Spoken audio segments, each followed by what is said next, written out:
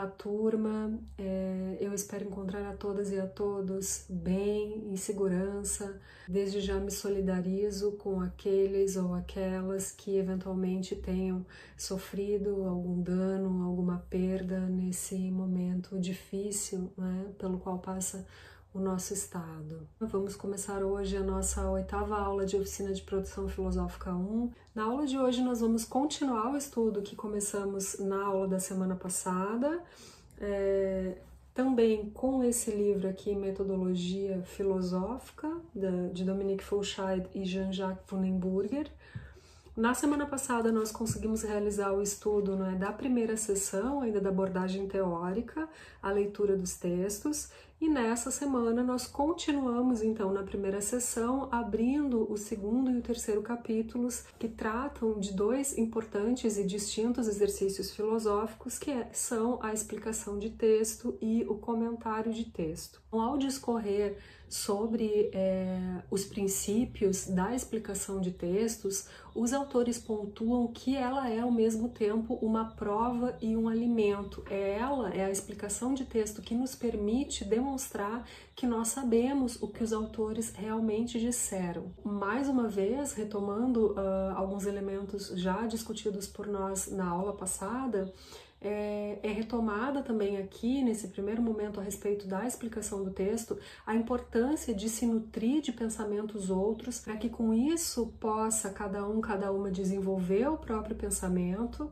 ou se aventurar, como nós falávamos, no exercício de pensar por si mesmo, ao empreender uma dissertação filosófica, um comentário, né, que são tipos de exercícios que nos permitem aí uma ampliação do trabalho filosófico, da reflexão filosófica em cima de um determinado texto. Nesse sentido, a explicação de texto, ela vai se identificar aquela modalidade de leitura que nós falávamos na semana passada, qual seja da leitura aprofundada, à medida em que é assim que se apreende o texto, que se guarda, o que se lê, que se toma posse do saber de um texto filosófico. Então, antes de falar especificamente sobre os princípios da explicação de texto, de como ela se constitui, os autores vão fazer uma espécie de distinção negativa, ou seja, eles vão dizer o que não é uma explicação de texto. E aqui nós podemos encontrar as seguintes definições. Uma explicação de texto não é um pretexto para dissertar. A explicação de texto, ela já vai imediatamente ser distinta da dissertação. A distinção fundamental consiste no fato de que a dissertação, ela vai trabalhar sobre um tema, enquanto a explicação de texto, ela vai trabalhar sobre um texto. A explicação não consiste em identificar o tema de um texto, né, se apropriar desse tema e passar então a partir dessa identificação e dessa apropriação a dissertar de modo mais amplo sobre o tema. A explicação, ela é uma tarefa muito mais simples, muito mais delimitada do que um comentário. A explicação, ela busca saber o que o autor verdadeiramente disse numa passagem, né? Ela não exige necessariamente que se saiba o contexto de que o texto faz parte ou qualquer erudição relacionada com a obra de que é extraída uma determinada passagem sobre a qual se pede, né, para que se explique. Já o comentário, por sua vez, ele é munido, né, de um leque mais amplo de referências e de possíveis interrogações. Nesse tipo de exercício, não se fica limitado apenas a explicar o que o autor verdadeiramente disse, mas em comentar sobre o que o autor disse de verdadeiro. Mas é claro, para que seja possível realizar um comentário, é preciso que nós tenhamos lido o texto de maneira aprofundada e que nós saibamos, né, o que é dito por um autor, por uma autora. Uma explicação também não é uma paráfrase. Parafrasear é frasear ao lado do texto, né, repetindo de outro modo o que é enunciado. Essa não é uma prática recomendada, porque ao invés de mostrar de fato, né, o texto nas suas verdadeiras nuances, a paráfrase ela vai, ao contrário, diluindo o texto. A explicação ela também não consiste numa repetição ponto por ponto do que o texto abarca, né? Desmembrando linha a linha do texto, ponto a ponto. Não, ela é antes a constituição de uma rede de sentido, vamos dizer assim, do texto a partir da totalidade mesmo do texto. Então, a explicação ela é uma prática, ela é uma operação que tem um princípio muito simples, não quer dizer que seja fácil, mas é muito simples, né? Que consiste simplesmente em enunciar o que há num dado texto, nem mais nem menos. Consiste simplesmente em ir desdobrando e mostrando o que está exposto no texto, as relações, as articulações, as expressões mais marcantes, os conceitos, em realçar o que está pressuposto no texto, o que está subentendido no texto. Então, o princípio mais importante da explicação é simplesmente esse: mostrar, expor. É interessante que se tenha o texto mesmo como guia nesse primeiro momento, colocando então entre parênteses os nossos conhecimentos prévios, né? E mesmo os nossos preconceitos, para que a atenção, dizem os autores, possa trabalhar em paz. Que ela se concentre na diferença do texto, né? Partindo do princípio de que o texto ele tem em si mesmo um sentido e que esse sentido ele pode ser encontrado, ele pode ser alcançado dentro do próprio texto. As dificuldades que porventura possam vir a ser encontradas na leitura do texto, elas podem também ir sendo superadas, né? Elas sendo solucionadas dentro do próprio texto, ainda que para isso nós tenhamos que ir e voltar muitas vezes, nós temos que fazer muitas leituras, tomar notas. Então ele está nos falando, ao fim e ao cabo, né, de uma leitura receptiva, mas também ativa, uma leitura que contemple um plano de conjunto do texto que estamos lendo, mas também que nos possibilite uma atenção aos detalhes daquele texto. Quando então nós conseguimos identificar melhor as articulações do texto, nós podemos começar a especificar um plano. O plano é a forma do texto e a ordem desse plano vai corresponder geralmente à ordem do próprio texto. Aqui é uma pista a respeito da importância, né, de se perguntar sempre diante do texto o que é logicamente primeiro ou segundo, e fazer isso tendo em vista que o equilíbrio das partes ele vai depender do conteúdo da argumentação. Então a explicação ela é descrita em 4 momentos. Quais são esses momentos? A introdução, a explicação propriamente dita, a conclusão e a redação. Vamos ver então rapidamente em que consiste cada um desses momentos. A introdução ela serve de imagem em miniatura do trabalho de conjunto.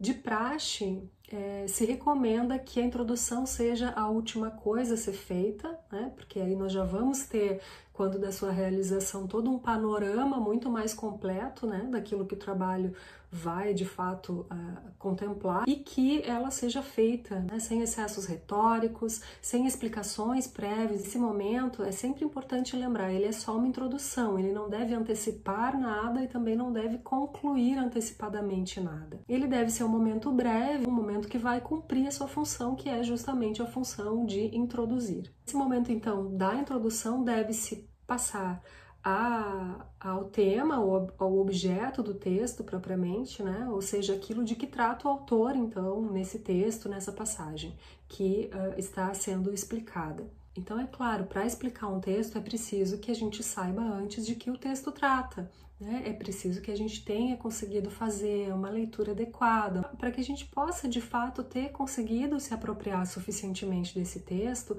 para poder, então, realizar uma boa explicação. Após a introdução, vai vir, então, né, claro, a explicação propriamente dita. E aí, nesse momento, sim, né, nesse momento a gente vai abrindo um pouco mais isso que a introdução anuncia. A explicação, ela consiste em explicar, né, com maiores detalhes o texto, momento a momento, assinalando os termos importantes, as noções importantes, analisando todas essas noções e esses termos contextualmente, assinalando problemas, questões encontrados, tentando dar destaque, né, às articulações e desenvolver essas articulações, ainda que minimamente, fazendo surgir a argumentação do autor.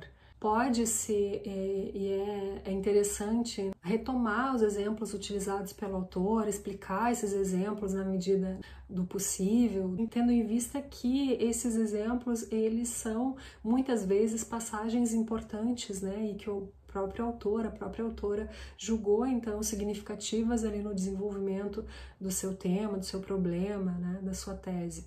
É muito importante que a gente, após construir o texto, após construir a nossa introdução, após construir a nossa explicação, que a gente releia esse texto como se nós fôssemos não aqueles que escrevemos esse texto, mas aquele que está lendo esse texto. Por que eu digo isso?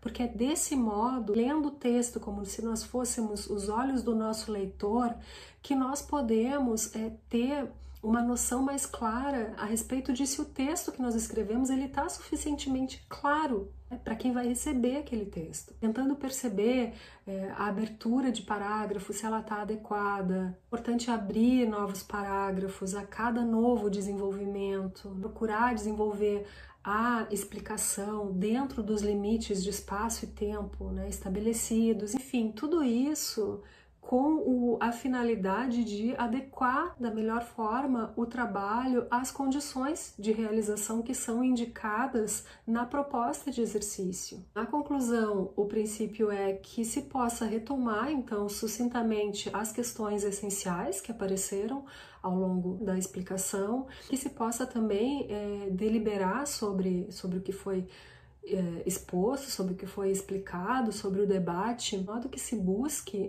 permanecer no âmbito do texto. Por fim, nós temos aqui o terceiro capítulo, então, em que os autores apresentam os princípios do comentário de texto. O objetivo do comentário é muito diferente do objetivo da explicação.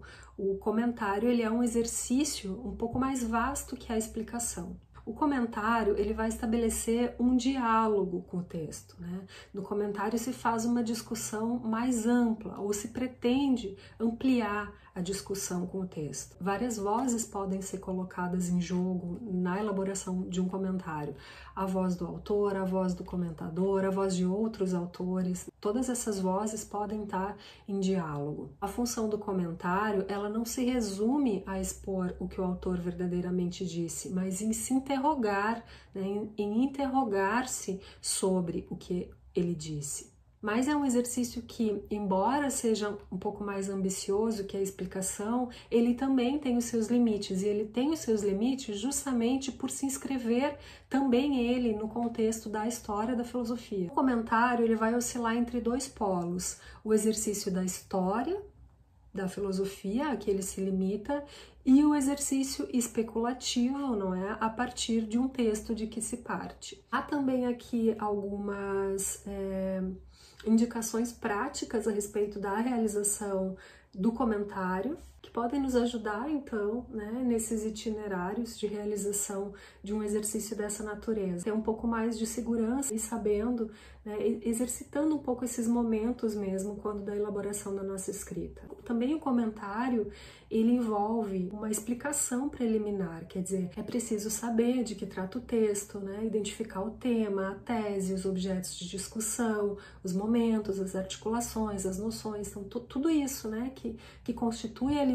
os princípios da explicação também está incluído, está abarcado, né, na realização do comentário, a explicação preliminar. No entanto, após esse trabalho preliminar de explicação, a operação no comentário consiste em encadear as considerações que pertencem ao comentário. Aqui eu indicaria que vocês se detivessem um pouco sobre uma pista metodológica, vamos dizer assim, que aparece ali no final da página 52 a respeito da possibilidade de organização, né, do trabalho. Enfim, deem uma estudada mais demorada e se detenham um pouco, né, a respeito da disposição dos elementos que podem vir então a ser bastante úteis quando, né, do momento de colocar a mão na massa mesmo para escrever um comentário. Também no comentário é importante que a introdução e a conclusão elas se ajustem, né, às necessidades do comentário. Na medida em que se pratica esse exercício da elaboração dos comentários, também vai diminuindo a questão da dificuldade ou da facilidade que muitas vezes, né, nos leva a elaborar esse texto do comentário, fazendo uma separação muito nítida, às vezes, entre a explicação, né, o que é a explicação e o que é o comentário, dentro de um comentário. Então, na medida em que nós vamos exercitando, nós vamos conseguir fazendo isso que os autores chamam a constituição de um plano único, quer dizer, a capacidade de fazer corresponder a cada elemento da explicação do texto elementos do comentário histórico, né? A obra, a doutrina, as noções principais, as referências ao autor ou a outros filósofos e elementos pessoais de reflexão e discussão. À medida em que nós conseguimos ir encadeando explicação e comentário, né, a nossa escrita também, ali, a apresentação do nosso comentário, ela vai ficando mais fluida com a prática. É interessante ir procurando temas ou motivos que possam servir de títulos, né, comuns às partes de explicação e comentários correspondentes, se perguntando sempre o que está em questão. E aqui, quanto menos prática nós tivermos, talvez seja mais interessante ter essa dica como algo a ser experimentado de fato, seguir a ordem do texto, ainda que nós possamos ajustar o nosso plano de conjunto, né, mediante um exercício de ida e volta, um exercício de vai e vem, que a gente possa ir dando conta. Eventualmente vai ter algum momento que vai ser mais fácil abordar, vai ser mais fácil ler, mais fácil, né, explicar, trabalhar, desenvolver. Outros vão ser mais difíceis, então não tem por que ficar preso, né, na dificuldade. A gente pode, né, ir e voltar ali em diferentes momentos, para ir dando conta, então, da elaboração, né, da totalidade do trabalho. Bom, tudo isso, pessoal, que nós estudamos na semana passada, retomamos um pouquinho hoje, estudamos, né, na aula de hoje, trata-se então da abordagem teórica da metodologia filosófica, que é, claro, muito importante, né, a gente ter, então, se munir dessas ferramentas, né, se munir teoricamente, poder compreender teoricamente a distinção entre esses diferentes tipos de exercício filosófico e os diálogos possíveis ou impossíveis entre eles, mas mais importante ainda é que a gente consiga, de fato, colocar em prática no ato filosófico mesmo.